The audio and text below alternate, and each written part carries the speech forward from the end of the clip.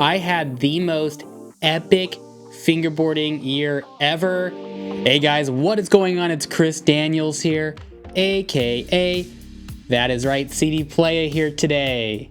I know it's a lofty title, but by the end of this video, you probably will agree with me. For an entire year-long stretch, I lived, dreamed, ate fingerboards. No, I'm just joking about that last part.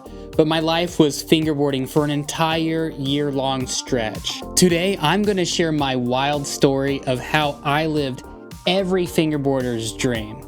But before we begin, I want to hear from you guys. That's right. Let me know down in the comment section below if you've traveled for fingerboarding before. And if so, where did you go? How far was it from you? Let me know in the comment section below again. Love to hear what you guys have to say there. Also, while we're at it, please tap that like button. Hit the subscribe button too if you haven't done so already, and click that notification bell. That way YouTube can let you know when I have a new video out.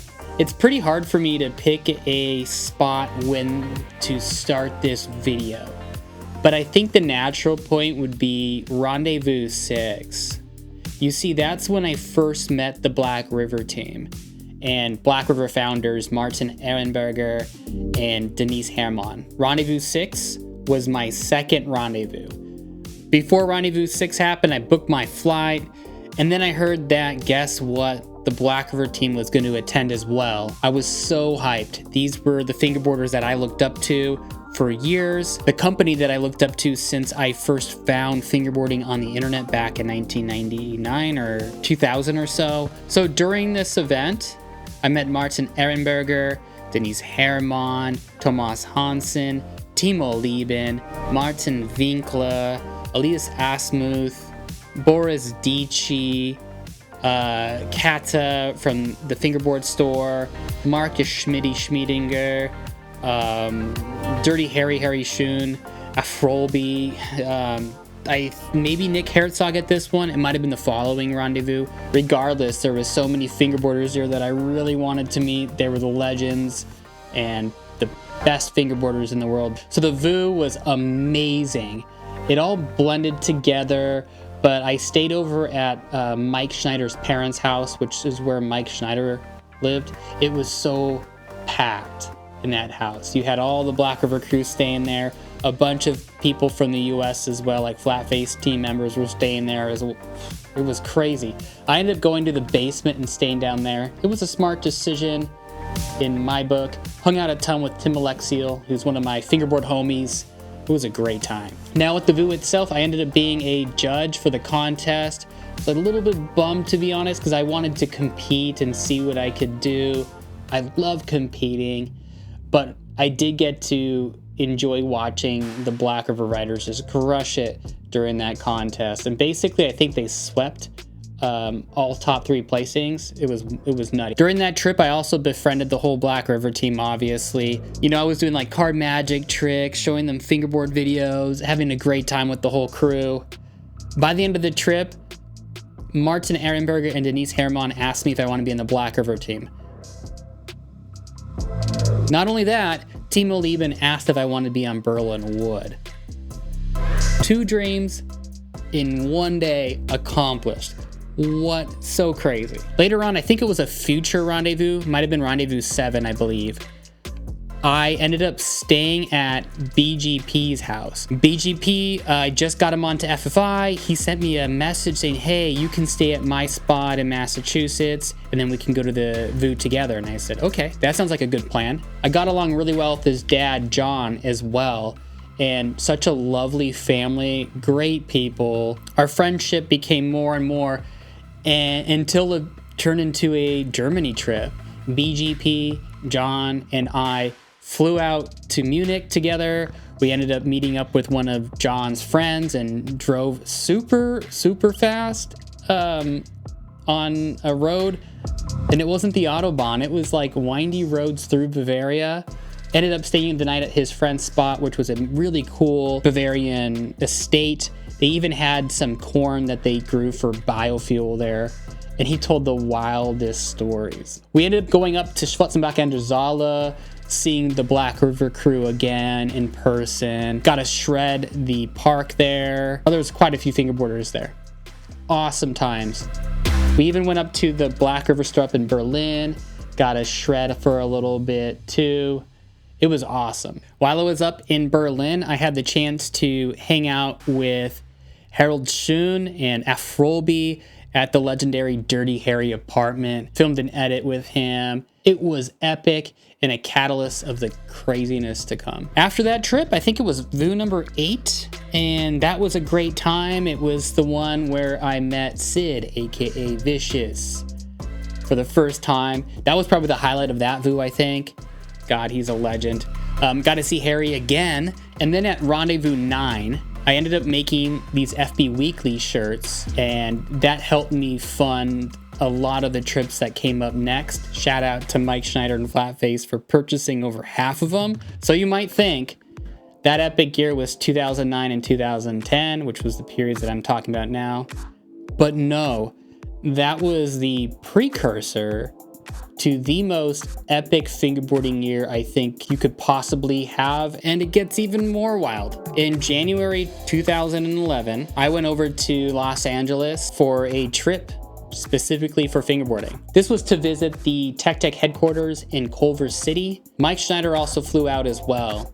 Mike was, I think, staying at John Atanasio's spot, who, if you didn't know, is one of the co-owners of Joycool, actually, now, along with Scott from Dynamic. Shout out to John, he's the man. We ended up seshing in John Atanasio's backyard. You can see some clips here. Drake Elliott was also there. Shout out Drake, who he has a company called Eminent Fingerboards. We did a small demo at the Tech headquarters for some of their employees, and even had a chance to sample and try out some of these upcoming or never released like Tech prototypes. It was really fun. And probably one of the coolest parts was us going up to the Hollywood Observatory. Noah McKiernan, who was the brand manager at the time, took us up to the Hollywood Observatory and we filmed some clips. That was super cool, fingerboarding on top of there. It's such an iconic spot. Shortly after this trip, I boarded a plane. And this plane would head over to Munich. When I landed, I got on a train and headed straight to Schwarzenbach and to Martin Ehrenberger and Denise Hermann's newly made home, which I would call home for the next 3 months or so, just about. This was the craziest and most fun I've ever had in my entire life. So to start the trip off, Martin Ehrenberger and I went down to ISPO, which is the world's largest sports convention or trade show down in Munich. It was huge. Every single major sports brand that you can think of had a booth here. So for the first week or so ahead of the ISPO, Martin was setting up. I helped out a little bit, but mostly Martin and his team did all the work there.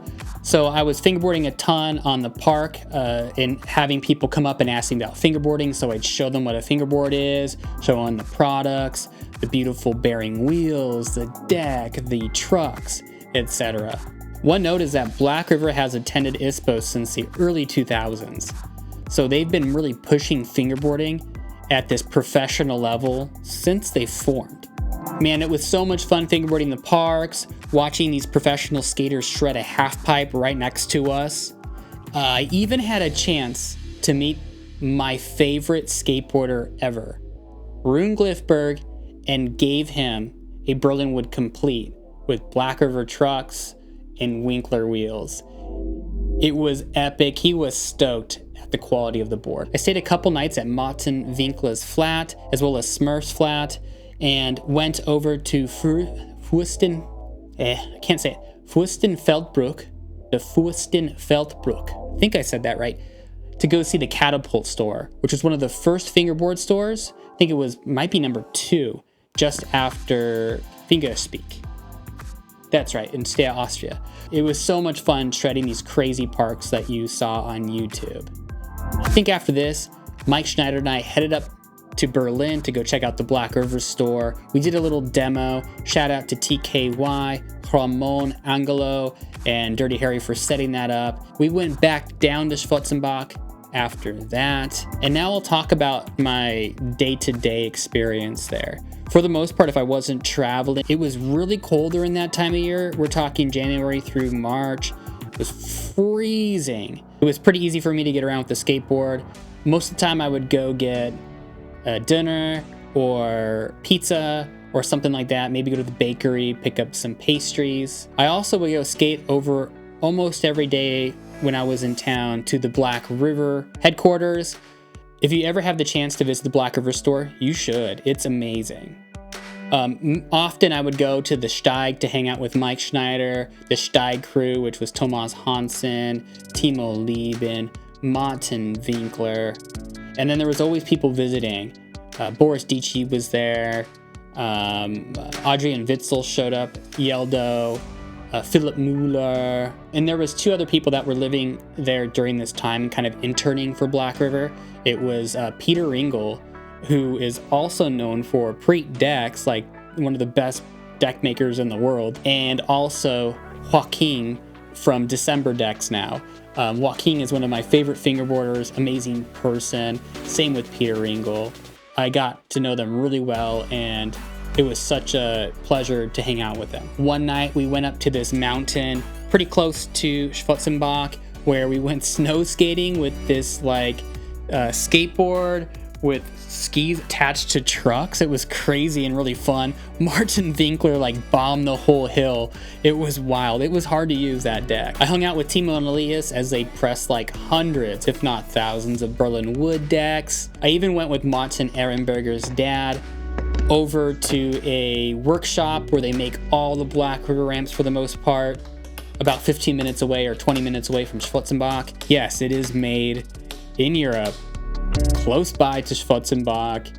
Yes, it's not made somewhere far cheaper. Well, during this trip, Martin Winkler invited me to go with him over to Voghera, Italy, to go check out the hands therapy contest there that was put on by the crew in Italy. We took the train from Munich all the way down to Milan, got out there, met Guli, who was a Blackriver distributor in Italy, super great guy. We ended up staying over at his parents' place that was right on Lake Como.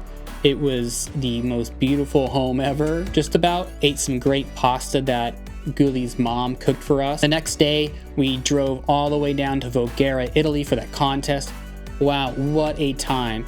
Martin Winkler and I were in a candy shop, and some parents stopped us and asked us if we could sign some autographs for their kids because they knew we were the 2 foreign fingerboarders that had come to attend this event. It was weird to be recognized by people in a random candy store. That event was a blast. I do not remember much of it, and part of it's because I finally got to meet 3 people that I had befriended on the old FFI forums. That was Daniela Comuzzi, Paolo Melillo, and Dario Marcini. People I had befriended online and was really looking forward to meeting, and they were so much fun in person that I drank way too much beer. So we get back to Schwarzenbach, and what do you know? It's time for Battle at the Herrick's. Battle at the Herrick's was epic. I'm sure you guys have seen some of the footage from back in the day there, but being there in person in this club that's dark, yet with all that professional lighting and the atmosphere of all these fingerboarders that are cheering and hyping every single trick up, it was crazy. You had 64 of the most talented fingerboarders out there competing to try to win the grand prize. Leading up to the event, I was talking to Elias a lot and joking around with him that we were going to play each other and skate.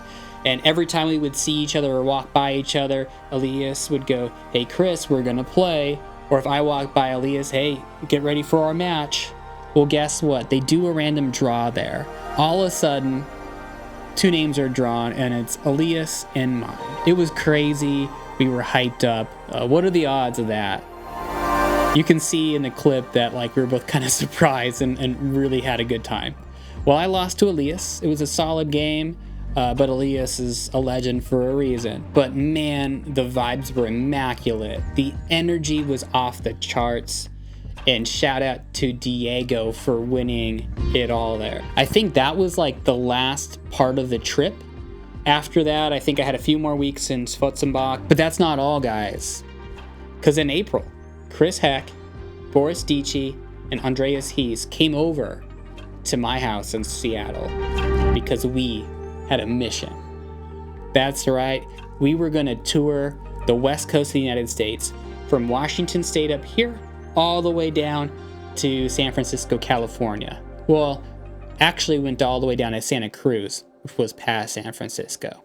To be honest, the trip started off a little rocky. Package of all of our goods that we were going to hand out to skate shops and at fingerboarding events was stuck in customs. We knew we couldn't wait around and just sit on our hands while we waited. We decided just to get on with it, head down to Portland. We stopped in Portland, Eugene, Sonoma, Berkeley, San Francisco, and Santa Cruz, among other spots. We hit up so many skate shops and so many skate parks. It was such a crazy fun trip. I love those three dudes. Friends for life. In fact, if you want to see the full experience, you gotta check out the videos that Chris Heck produced that are on the Blackriver channel. They are so well made and really capture like the trip in a fun and authentic way. We are not done. Even after that 3-week-long trip, it's not done. Because from there, we flew out to the rendezvous. Not gonna lie, at this point, I was so traveled out that I don't remember much from the rendezvous. I know I had a great time fingerboarding and hanging out, but it just all kind of blends together into like a mishmash thing. I do remember having a great time at the arcade next to the rendezvous place, playing laser tag with Martin Winkler. I gotta say, that 3-year span, and especially the last year of that span, was insane. It was the most crazy fingerboarding experience I can think of, and I gotta live it out. What a wild, life-altering experience. I have to say, I'm forever indebted to Matson Ehrenberger and Denise Herrmann for making this whole experience a reality. It made dreams I didn't even know I had come true. Thank you so much. I'm a Blackriver supporter forever. When you see Blackriver in person, when you visit the headquarters and see how they build up fingerboarding, how they treat fingerboarders, how they treat their employees, how they treat their community, you will be a fan too, and a supporter as well. I am sure of it. Pirate for life, right here. Thank you for watching this video. Before I go, I have one small favor to ask. If you could share the history of fingerboarding playlist on your social media channels, I'd be so grateful. The link to it will be in my description. You can share that link out to any social media channel that you would like to. Thank you in advance. And as always, guys, much love.